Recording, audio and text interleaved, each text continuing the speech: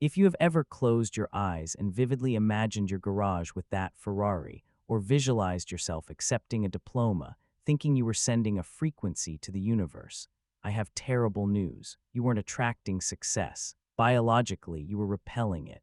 The self-help industry lied to you. The problem isn't that the brain fails to distinguish imagination from reality. The problem is that it can't. When you visualize the prize without the process, you aren't motivating yourself.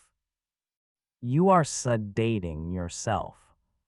Let's get into hard biology. The human brain is an energy conservation machine.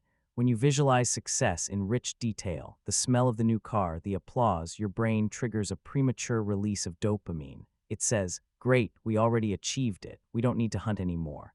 You feel that pleasure, that sweet relief. That is the sound of your ambition dying. You satiated the hunger without eating, and a lion with a full belly does not hunt.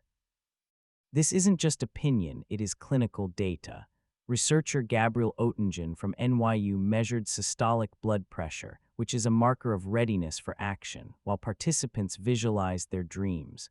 The result, the more positive and perfect the visualization, the more their blood pressure dropped. They became relaxed, lethargic. Visualizing success is physiologically the equivalent of taking a muscle relaxant before a marathon.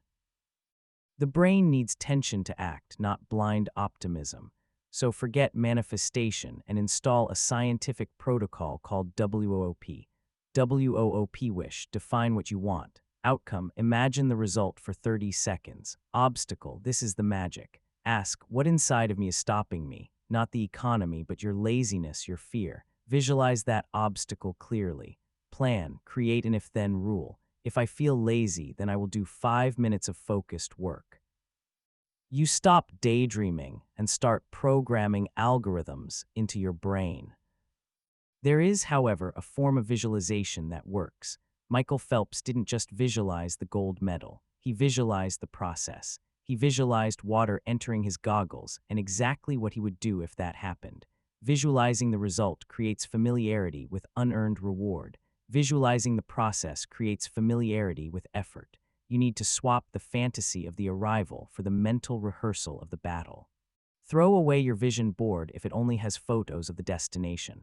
The law of attraction is a dangerous myth because it hijacks your reward system. If you want something, don't send vibes to the universe. Send alert signals to your nervous system. Look at your dream, look at the hole where you are right now, feel the pain of that distance, and use that pain to move. The universe owes you nothing, but your neurobiology, if programmed correctly, can give you everything.